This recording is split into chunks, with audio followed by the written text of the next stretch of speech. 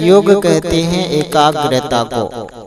बंदों गुरुपद कंज कृपा सिंधु नर रूप हरि, महामोह तम पुंज जासु बचन रविकर निकर। पूज्य महात्मा गण और जितने श्रोतागण हैं जो जिस योग हैं आशीर्वाद लेने काबिल और मुझे आशीर्वाद देने काबिल यथा योग्य प्रणाम नमस्कार आदि करता हूँ। माई लोगों को भी वह तो पूज्या है ही, उनको भी नमस्कार करता हूँ। एक महीना पूर्व अनायास ही स्वामी सत्यानंद जी मेरे आश्रम पर पधारे थे। गोस्वामी तुलसीदास जी की बातें कितनी बार कही गई है, बहुत अच्छी बात है, परंतु उत्तर भारत की पूर्व और पश्चिम का हिस्सा ऐसा है कि यहाँ दो बड़े जबरदस्त संत हुए हैं। पूर्व में कबीर साहब और पश्चिम में गुरु नानक साहब, जिनके नाम पर आज जहाँ जहाँ जाइए वहाँ वहाँ लोग मिलेंगे। इनका उपदेश बड़ा मीठा है, सार गर्वित है।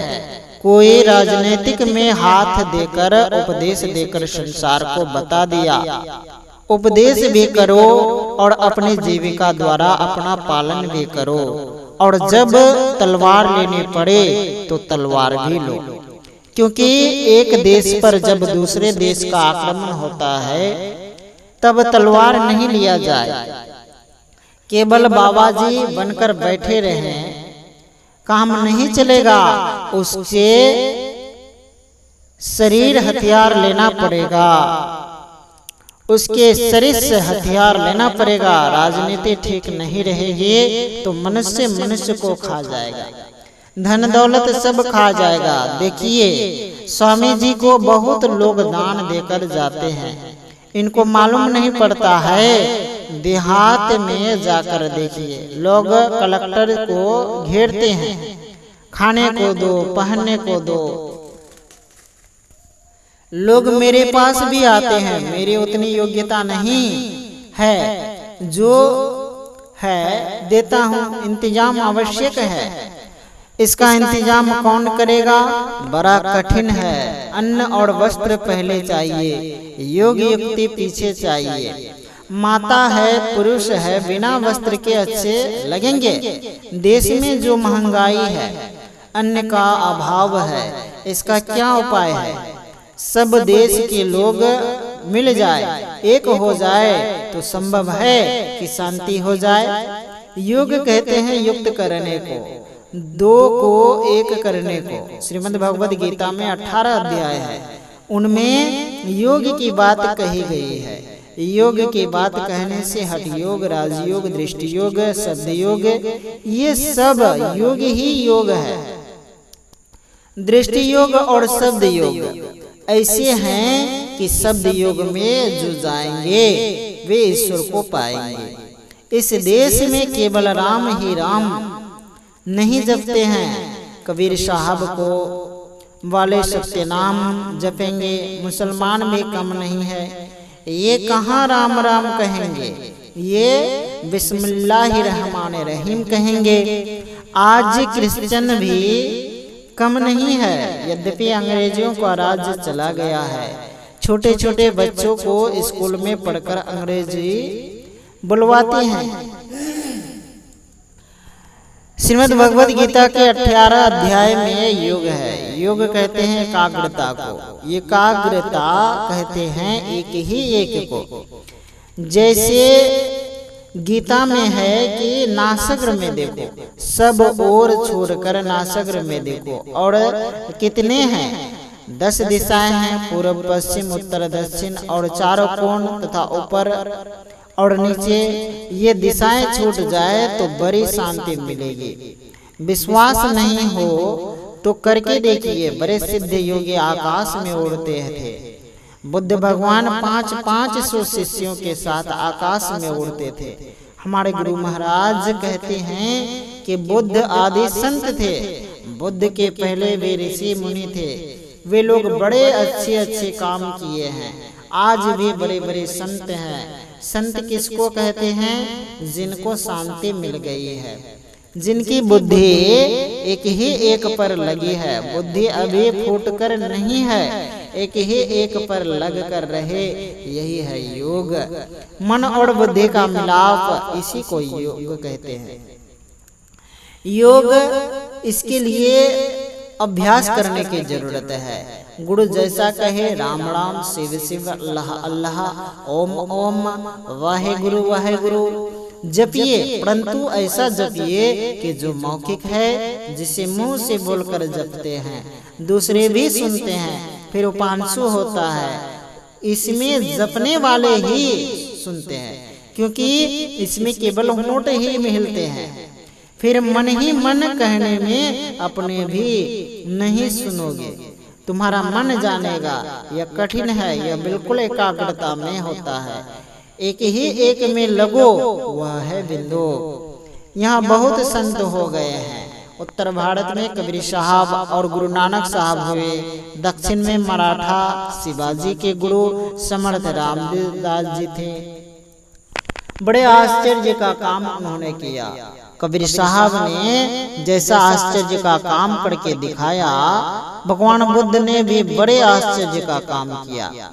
ये सब कलयुग में हुए, आज वैसा करके कोई दिखला नहीं सकता। द्वापर में श्री कृष्ण भगवान हुए और त्रेता में भगवान श्री राम हुए। इन लोगों के जैसा और कौन हुए? रामचरितमानस में है, कृत्य युग सब योगी विज्ञानी, कड़ी हरि ध्यान तिरहि भव प्राणी। त्रेता विविध यज्ञ न करहि, प्रभु ही समर्पि करम भव तरहि। द्वापर करी रघुपति पद पूजा, नर भव तरहि उपाय न दूजा। कलयुग केवल हरि गुण गाहा, गावत नर पावहि पर थाहा। कलयुग के लिए कहा, यही कलिकाल न साधन दूजा। योग जग जप तप व्रत पूजा, राम ही सुमिरिये गाइए, राम ही संतत सुनिए, राम गुण ग्राम ही। यह गोस्वामी तुलसीदास जी महाराज ने कहा।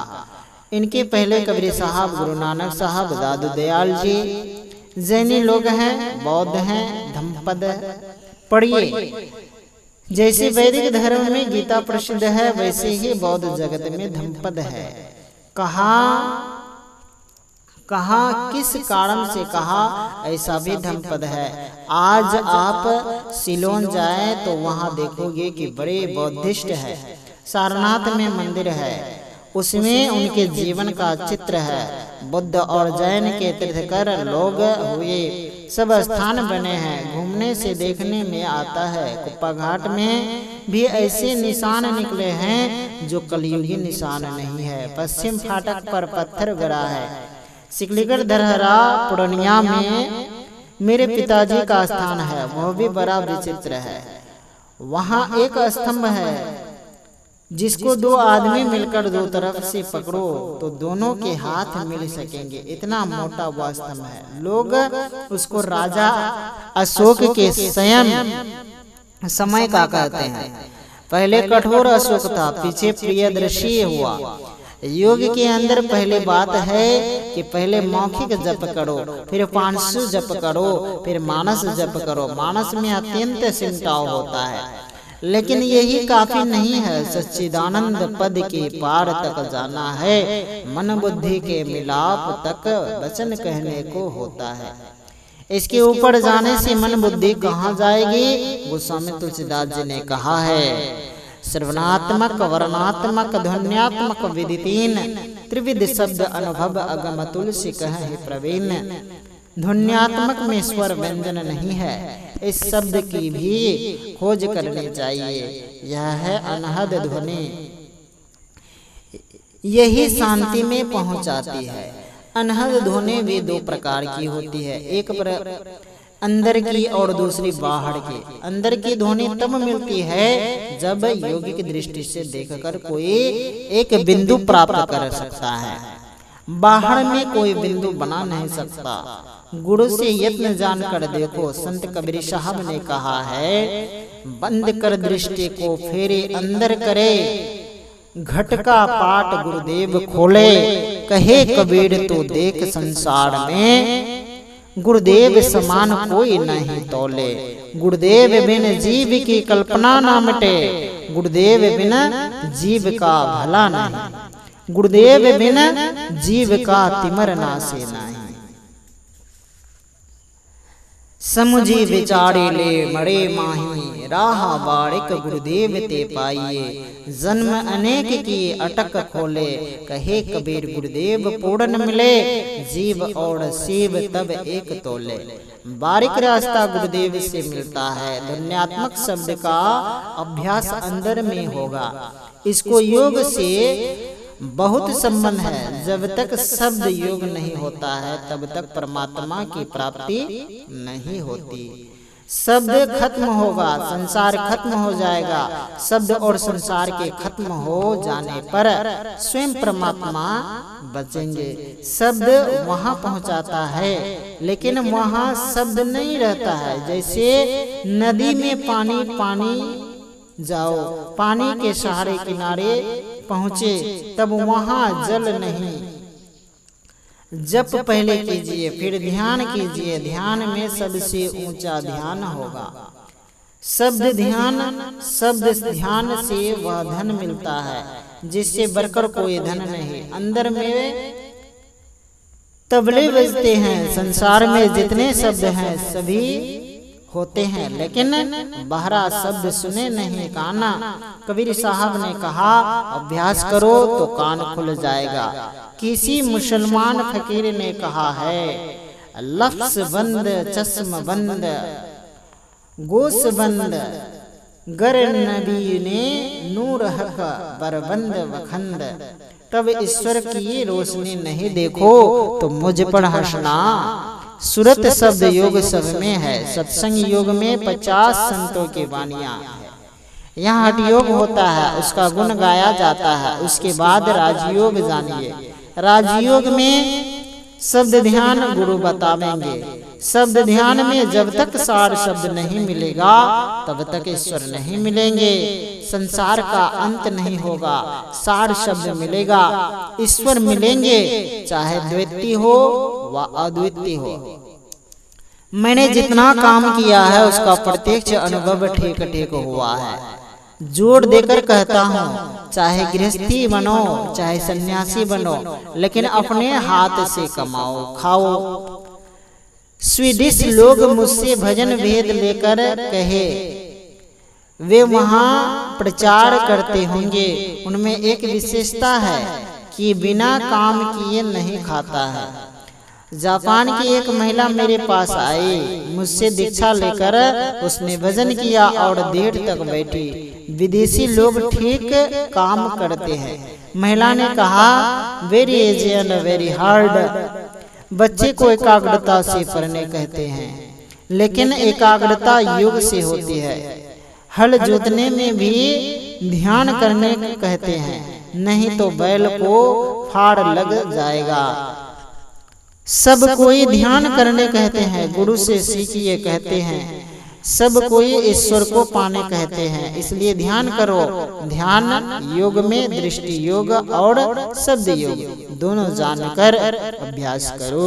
यह प्रवचन बिहार राज्य अंतर्गत मुंगेर नगर के योग विद्यालय के अंतर्राष्ट्रीय सम्मेलन में दिनांक 9/10/1973 ईस्वी को हुआ था। श्री सद्गुरु महाराज की जय।